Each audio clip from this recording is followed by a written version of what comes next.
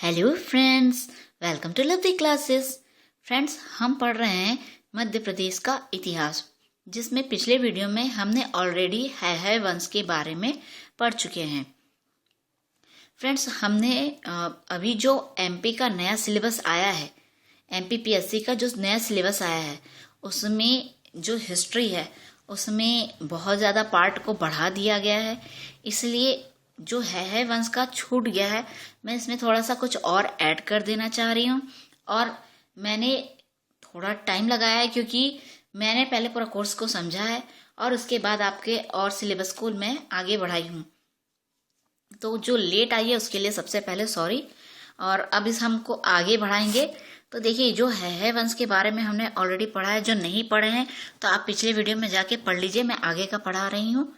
और इसके बाद हम जो हिस्ट्री है थोड़ी सी और डीपली पढ़ेंगे, क्योंकि हिस्ट्री में जो कोर्स है वो ज़्यादा बढ़ा दिया गया है और इसमें कुछ राजवंश भी जोड़ दिए गए हैं। तो मैंने पहले पूरा मटेरियल तैयार कर लिया था।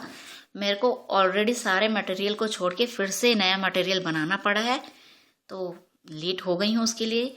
और ये है कि अभी आपके नए सिलेबस के हिसाब से मैं आपको मटेरियल प्रोवाइड करूँगी। ठीक है, अब हम पढ़ते हैं है वंश। किसके बारे में? है वंश। तो देखिए, इस वंश के जो कीर्तवीर अर्जुन जो सहस्त्र बाहु थे, जिनको चक्रवर्ती भी कहा जाता था, ने कारकोट वंशीय नागों, अयोध्या के पौरवराज त्रिशंकु और लंकेश्वर रावण को हराया। तो देखिए, इतने लोगों को इन्होंने हराया, इसलिए इनको चक्रवर्ती की भी उपाधि दी जाती है। लेकिन अब आप कहेंगे कि लंकेश्वर रावण तो मतलब अजय था, मतलब इसको किसी ने परास्त नहीं किया था। तो आपको मैं एक बात बता देना चाहती हूँ कि रावण सभी से विजयी हुआ था, ऐसी बात नहीं है। रावण 3-4 लोगों से हारा था। राम से पहले रावण को भी 2-3 लोगों ने हराया था। तो उनमें से एक थे है वंश के कीर्तवीर अर्जुन। ठीक है, ये बात ध्यान में रखिएगा। रावण सबसे जीते हैं ऐसा नहीं है। कालांतर में गुर्जर देश के भार्गवों से संघर्ष में है की हार हुई। अब सोचो, इतने प्रतापी राजा की फिर बाद में जाके जो उनके वंश के आगे जो राजा हुए, ये किससे हार गए थे? तो ये भार्गवों से संघर्ष में हार गए थे। और ये भार्गव कहाँ के थे? तो ये गुर्जर देश के भार्गव थे। है ने तुंडीकेर, जिसे दमोह कहा जाता है, त्रिपुरी, दशमण, विदिशा, अनूप, निमाड़, अवंती जनपदों की स्थापना की थी। तो है ने कहाँ का क्या क्या स्थापना की थी? तुंडीकेर, त्रिपुरी, दशमण, अनूप, अवंती जनपदों की स्थापना की थी। कीर्तवीर अर्जुन के पुत्र जयध्वज ने मालवा क्षेत्र पर राज किया। जो कीर्तवीर अर्जुन के पुत्र थे जयध्वज, इन्होंने जो था वो कहाँ पे राज किया? तो वो थे मालवा पर राज किए थे। अब ध्यान दीजिएगा, जयध्वज के जो पुत्र थे वो थे तालजंग, और तालजंग के जो पुत्र थे वो थे अवंती। तो कीर्तवीर अर्जुन के ये क्या हो गए? प्रपौत्र। इनके पौत्र हुए तो इनके क्या हो गए? प्रपौत्र हो गए। तो इन्होंने जो अवंती थे, इनके नाम पर ही मालवा क्षेत्र का नाम क्या पड़ा था? अवंती। किसके नाम पर पड़ा था? कीर्तवीर अर्जुन के प्रपौत्र, जयध्वज के पौत्र, तालजंग के पुत्र अवंती। अवंती राजा के नाम पर मालवा का जो क्षेत्र था उसका नाम अवंती पड़ा। क्लियर? तो कंफ्यूज मत होइएगा कि जब मालवा क्षेत्र बोल दें और अवंती, दोनों अलग अलग नहीं है, दोनों एक ही है। आगे बढ़ते हैं। महाकाव्य काल। महाकाव्य काल पढ़ना है हमें आज का। तो ये है, इसमें देखते हैं महाकाव्य काल में मध्य प्रदेश का इतिहास क्या था।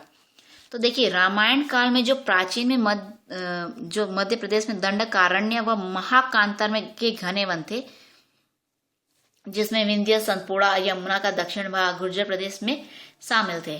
तो रामायण में कौन कौन से क्षेत्र थे? विंध्य, सतपुड़ा, यमुना का दक्षिणी भाग और गुर्जर प्रदेश शामिल थे। सेकंड, यदुवंशी राजा मधु इस क्षेत्र के शासक थे, जो अयोध्या के राजा दशरथ के समकालीन थे। तो यदुवंशी राजा मधु क्या थे? राजा दशरथ के समकालीन थे। भगवान राम के वनवास का कुछ समय दंडकारण्य में बीता। अब आपको मैंने दंडकारण्य पिछले वीडियो में पढ़ाया हुआ है, आपको पता है दंडकारण्य कहाँ है, तो ये बस्तर में है, जो कि अभी वर्तमान छत्तीसगढ़ में है। राम के पुत्र कुश दक्षिण कौशल के राजा हुए। तो राम के जो पुत्र थे कुश, वो कहाँ के राजा हुए? वो दक्षिण कौशल। दक्षिण कौशल मतलब अभी हमारा क्या हो गया? वो छत्तीसगढ़।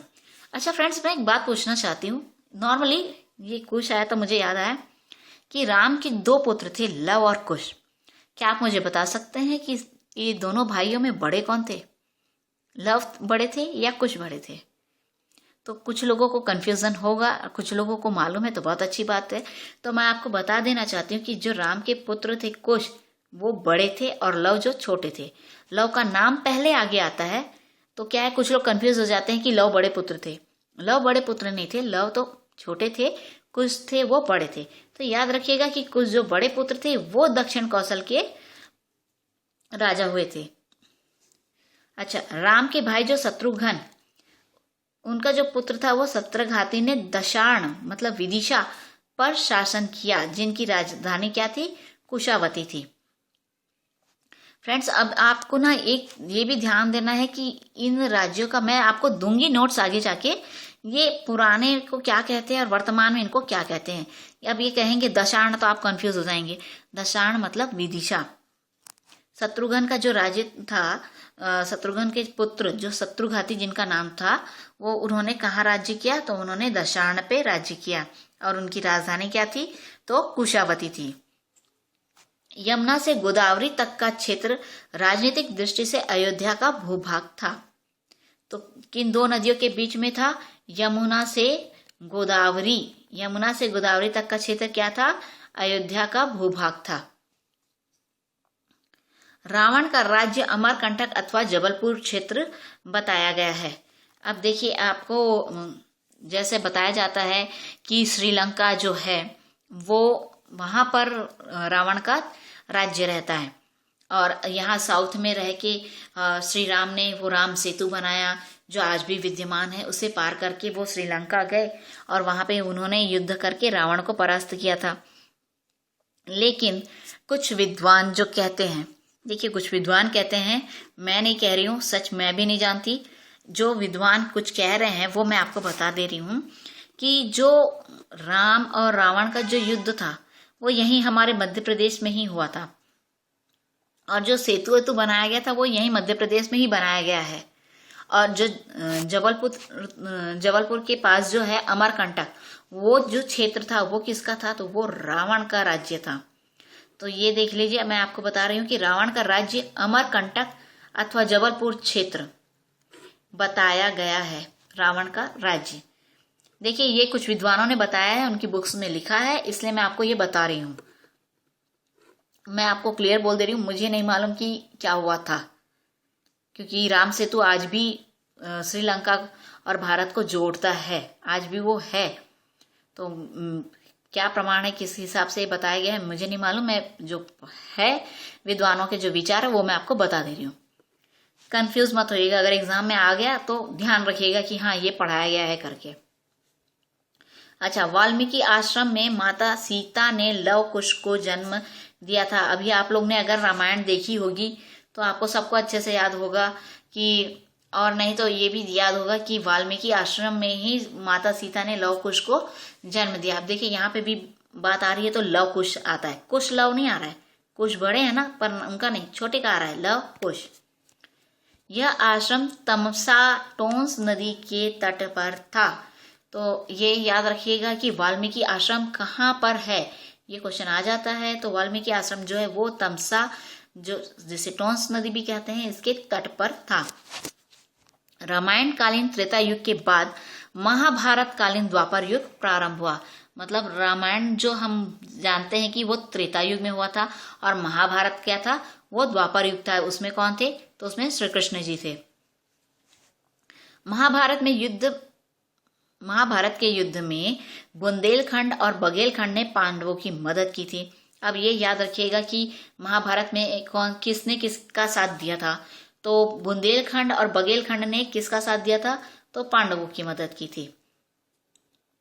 इसमें आपका कौन कौन है? वत्स, वेदी, काशी, दशाण, विदिशा, मत्स्य, जनपद। ये इतने जो थे वो किनकी मदद के थे? पांडवों की मदद के थे। अब कौरवों की भी तो मदद किए थे, तो कौरवों की मदद किसने किसने की थी? तो महिष्मति। महिष्मति के राजा कौन थे? नील।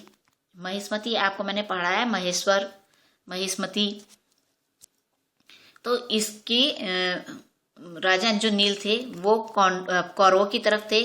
अवंती, भोज, विदर्भ और निषाद, ये बड़े बड़े किसके साथ थे? तो ये बड़े बड़े कौरवों के साथ थे। महाभारत में महिष्मति, उज्जैनी, कुंतलपुर, विराटपुरी, सोहागपुर को मध्य प्रदेश के प्रमुख नगर बताया गया है। देखिए महाभारत में इनका वर्णन किया हुआ है, किसका किसका? महिष्मति, उज्जैनी, कुंतलपुर, विराटपुरी, सुहागपुर, इनके मध्य प्रदेश के प्रमुख नगरों में बताया गया है महाभारत में। महाभारत किसकी रचना है? महाभारत वेद व्यास जी की रचना है। ऐसे धीरे धीरे सब याद करिए। अभी मैंने पढ़ा था रामायण किसकी रचना है? रामायण वाल्मीकि है, आपको याद आया होगा। देखिए वाल्मीकि आश्रम में ही वाल्मीकि जी ने रामायण की रचना की थी और लव कुश को रामायण का ज्ञान दिया था। तब वो जाके राम जी के दरबार में उनको सब रामायण जो बताते हैं, जो गा के बताते हैं, याद है? याद आ गया होगा सब कुछ। तो हम कथा सुनाते हैं राम सकल गुण धाम की, तो आपको याद होगा ये रामायण है, पुण्य कथा श्री राम की। तो ये जो लव कुश होते हैं ये वाल्मीकि जी द्वारा लिखी गई रामायण को राम के दरबार में जाके सुनाते हैं। तो आपको याद रहना चाहिए कि वाल्मीकि जी ने रामायण लिखी थी और उनका आश्रम जो है मध्य प्रदेश के तमसा नदी के तट पर था। चलिए अब आगे पढ़ें। हम महाजनपद काल पढ़ लेते हैं। चलिए अब ये थोड़ा सा है, इसको हम पढ़ लेते हैं, देख लेते हैं। सबसे पहले महाजनपद काल क्या होता है, पहले हम ये तो समझ लें इसके में हुआ क्या था। तो देखिए प्राचीनतम ऐतिहासिक उल्लेखों के अनुसार जो मध्य प्रदेश के आर्य लोग थे, इनको जन, क्या शब्द है? जन अथवा समुदाय या गिरोहों में संगठित थे। मतलब लोगों का जो संगठन था वो क्या कहलाता था? जन। एक आर्य जन के सब लोग अपने को सजात अर्थात किसी एक मूल पुरुष से उत्पन्न समझते थे। मतलब जैसे एक व्यक्ति के जो है सब सारी संतान है, जैसे हम कहते हैं कि हम मनु की संतान है, मनु ने ही सारे संसार को जीवन प्रदान किया है, ये मानते हैं ना। तो यही मानते हैं कि ये किसी एक मूल पुरुष से उत्पन्न है, मतलब ये क्या कहलाते हैं? सजात कहलाते हैं। ऋग्वेद में अनेक स्थलों पर पंचजन शब्द का प्रयोग हुआ है, जिससे विद्वानों ने यह अनुमान लगाया है कि आर्यों के मूल प्रधान जन केवल 5 कदाचित पुरु, यदु, अनु, द्रुहु और तुर्वस थे। तो देखिए ऋग्वेद में किस शब्द का वर्णन किया गया है? पंचजन शब्द का प्रयोग हुआ है। और ये मूल प्रधान जन जो थे वो कौन कौन से थे? मेन 5 थे। कौन कौन से थे? पुरु, यदु, अनु, द्रुहु और तुर्वस थे। बात को धीरे धीरे ये ही अनेक आर्य जनों के रूप में विकसित हुए। कुछ गौण जनों का उल्लेख भी साथ साथ मिलता है। मतलब ये 5 ही मेन थे, उसके बाद धीरे धीरे और इनका विकसित रूप और आगे सामने आया। और कुछ जो मतलब एक तो होता है प्रधान और दूसरा होता है गौण, जो छोटे छोटे और भी जन थे वो भी इनका उल्लेख मिलता है। अब देखिए हमने पढ़ा जन, अब जनपद क्या कहलाता है? तो जनपद क्या होता है कि जनों की राष्ट्रीय भूमियां। जनपद क्या कहलाती है? जनों की राष्ट्रीय भूमियां जनपद कहलाने लगी थी। जनपद की साधारण जनता क्या कहलाती थी? विश कहलाती थी। जनपद की जो साधारण जनता थी वो क्या कहलाती थी? विश। यह ग्रामों अर्थात उनके कुलों के समूह में संगठित थे। मतलब जो एक ग्राम होता था उसमें अनेक कुल के समूह रहते थे। अब देखिए जो जन थे वो एक ही जगह इकट्ठा होके रहते थे, तो वो क्या कहलाने लगे फिर? मतलब एक ही कुल से थे और फिर एक साथ एक ही जन में रहते थे, तो इनको क्या फिर कहलाने लगे? ये एक ही ग्राम कहलाने लगे। वो जो उनका निवास स्थान वो क्या था? ग्राम था। किसी जन के ये ग्राम जहां बस जाते थे वे स्थान भी ग्राम कहलाने लगते थे। मतलब ये क्या कहलाते थे? ग्राम। अब देखिए, जैसे कुछ कबीले लोग होते हैं, एक विशेष कबीले वाले लोग होते हैं, तो क्या होता है कि जब वो कबीले वाले लोग एक जगह जब संगठित होकर रहते हैं तो वो क्या कहलाने लग जाता है? वो ग्राम कहलाने लग रहा है। यही इसमें दिया है। और जो सामान्य कबीले वाले की जो जनता रहती थी वो क्या कहलाती थी? विश कहलाती थी। इस तरह से आपको इसमें बताया गया है। युद्ध के लिए एकत्र ग्रामों के समूह से ही युद्ध के लिए संग्राम संज्ञा ज्ञान पड़ी। मतलब देखियो, क्या होता था कि अपने क्षेत्र की रक्षा के लिए क्या करते थे? युद्ध होता था, तो उससे क्या हुई? इसकी संग्राम संज्ञा पड़ी। तो युद्ध के लिए एकत्र ग्रामों के समूह से ही, मतलब ग्रामों के समूह से ही क्या हुई? युद्ध के लिए संग्राम संज्ञा ज्ञान पड़ी। मतलब उस समय युद्ध नहीं कहते थे, उस समय क्या कहते थे? संग्राम। गांव का मुखिया क्या कहलाता था? ग्राम नहीं कहलाता था। ये इंपॉर्टेंट सब है, आप ध्यान दीजिए, इसलिए मैंने इसमें ये सब आपको लिख के बताया और पढ़ा रही हूँ। तो देखिए, आपको ये सब जैसे आता है कि जनों की राष्ट्रीय भूमिया क्या कहलाती थी? जनपद कहलाती थी। साधारण जनता को क्या कहते थे? तो विश कहते थे। अच्छा, कुलों के जो समूह में संगठित थे, मतलब ये जहां बस जाते थे, वे स्थान क्या कहलाता था? तो ग्राम कहलाने लगता था। इस तरह आपको पूरा याद करना है। युद्ध के लिए ये क्या शब्द यूज करते थे? ये संग्राम शब्द का यूज करते थे। गांव का मुखिया क्या कहलाता था? तो वो ग्रामणी कहलाता था। प्रत्येक ग्राम में अनेक कुल होते थे। प्रत्येक जनपद का एक पूर्व अथवा प्रधान नगर होता था, जहां जनपद का राजा रहता था। ठीक है। अभी देखिए, एक क्षेत्र से बढ़ के दूसरे क्षेत्र में भी इनका होने लगा। तो बहुत सारे जब क्षेत्र हो जाते थे तो क्या होता था? वहां पे जनपद का निर्माण होता था, और उनमें क्या है? एक प्रधान नगर होता था जहां पर जनपद का राजा रहता था। अब जैसे हम अभी की स्थिति में हम देख लें कि जैसे सब शहर शहर है, ठीक है, उसके बाद वो क्या है? एक राज्य बन गया है, एक क्षेत्र में राज्य बन गया है। अब राज्य का प्रधान कौन होता है? मुख्यमंत्री। तो मुख्यमंत्री क्या सब शहर में रहेगा? नहीं, वो किसी एक शहर में रहता है। जो प्रधान शहर होता है वहां, जिसको हम क्या कहते हैं? राजधानी, वो वहां रहता है। उसी तरह यहां पर भी जो जनपद का प्रधान होता था वो कहाँ रहता था? तो वो पूर्व में रहता था, जिसको हम प्रधान नगर कहते हैं। फलस्वरूप जनपद की शक्ति तथा संस्कृति का यह केंद्र होता था। क्या केंद्र होता था? प्रधान नगर जो होता था वहां पर ही जनपद की पूरी शक्ति और संस्कृति का केंद्र होता था। प्रत्येक जन या विश को राजनीतिक संगठन की दृष्टि से राष्ट्र की संज्ञा दी जाती थी। मतलब प्रत्येक जनपद जो अब आज की ये में जो एक एक शहर है उसको क्या कहा जाता था? राष्ट्र कहा जाता था। मतलब आज के हमारे जो शहर है, कह लो जिले, जो आज एक एक जिले हैं, वो क्या कहलाते थे? राष्ट्र कहलाते थे। जनपद का राजा प्राय 2 संस्थाओं तथा कुछ अधिकारियों की सहायता से जनपद की रक्षा तथा न्याय की व्यवस्था करता था। राजा को सहायता देने वाली ये संस्थाएं वैदिक साहित्य में सभा और समिति कहलाती थी। तो क्या कहलाती थी? वैदिक साहित्य में सभा और समिति। तो राजा की मदद मुख्यतः कौन करता था? तो सभा और समिति करती थी। सभा कदाचित पूर्ववासियों की संस्था थी, जो बाद को संभवतः पौर कहलाने लगी थी। मतलब जो सभा में भाग लेते थे वही क्या कहलाने लगे? बाद में पौर कहलाने लगे। और जो समिति क्या होती थी? वो जनपद के ग्रामों के प्रतिनिधियों की संस्था थी, और यह आगे चलकर जनपद के नाम से पुकारी जाने लगी। मतलब क्या कहलाने लगी? जानपद। समिति आगे जाके क्या कहलाने लगी? जानपद। अब देखिए, मैं बता रही हूँ, आपको अच्छे से समझ में आएगा।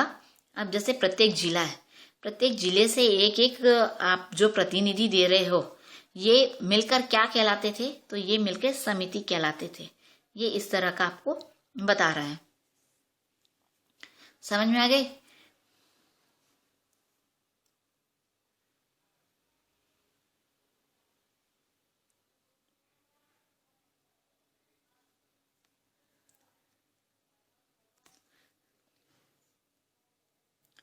देखिए, प्राय प्राय क्या होता था कि राजा का जो बड़ा पुत्र होता था वही जनपद के शासन का उत्तराधिकारी होता था। देखिए, उस समय क्या मान्यता थी, लोग क्या थे कि पहले कैसे था कि लोग एक पहले तो घूमने फिरने वाले थे, खाना बदोश थे, घूम घूम के रहते थे, फिर वो एक साथ रहना इकट्ठा किए। उसके बाद क्या हुआ कि वो अपने बचाने के लिए मतलब एक आदमी को जो शक्तिशाली होता था उसको आगे खड़ा कर देते थे कि भाई तुम बचाओ हमारे को। तो वो ही धीरे धीरे जब अधिकार प्राप्त करने लगा तो क्या हो गया, वो उसको राजा बना दिया जाता था। भाई तुम सामने रहो, लड़ो, पीछे से हम तुम्हें नीतिगत और जो भी सहायता देना है सब देंगे। तो इस तरह खड़ा कर दिया जाता था। तो उस समय ऐसा क्या माना जाता था कि राजा का बेटा भी अपने पिता की तरह ही शक्तिशाली होगा जो हमारी रक्षा करेगा। तो उस समय क्या था कि राजा का जो बड़ा पुत्र होता था वही क्या होता था, शासन का उत्तराधिकारी होता था। प्राचीन साहित्य में इस बात के अनेक उदाहरण मिलते हैं कि जनपद की जनता ने अन्यायी राजा को हटा दिया अथवा ज्येष्ठ पुत्र के उपयुक्त न होने पर किसी छोटे अथवा राजकुल के किसी अन्य व्यक्ति को राजा के स्थान पर निर्वाचित किया। अब भाई राजा तो इसलिए बनाते थे कि आप हमारी रक्षा कीजिए। अब वह उस योग्य नहीं है कि वो आपकी रक्षा कर सके तो क्या वो उनको राजा बना के रखेंगे? नहीं, वो तो हटा देंगे। वो तो ऐसे व्यक्ति को लाके खड़ा कर देंगे कि भाई जो हमारी रक्षा करे, जो ताकतवर हो और दूसरों से हमारी रक्षा करे। अब जो उपयुक्त नहीं हो तो उसको थोड़ी करेंगे। तो ऐसा ही था, ठीक है। ऐसे व्यक्ति को बिल्कुल लोग हटा देते थे और जो उपयुक्त होता था उसे राजा बना देते थे। तो राजा के हाथ में नहीं होता था कि वो राजा बना रहे, राजा बस एक नाम का होता था। उस समय उसके पास कोई विशेष अधिकार नहीं होते थे। वो बाद में आगे जा के धीरे धीरे उसने अपने अधिकार का क्षेत्र बढ़ाया और फिर उसके हाथ में असीमित शक्तियां और अधिकार क्षेत्र आ गए थे बाद में। लेकिन शुरू में राजा के पास सिर्फ नाम मात्र का वो राजा था। चलिए और देखते हैं। मध्य प्रदेश के प्राचीन जनपद स्वाभाविक इकाई वाले छोटे छोटे जीवित राष्ट्र थे, अतः इनके संबंध में निरंकुश शासक अथवा विदेशी शासक की कल्पना करना भी असंभव है।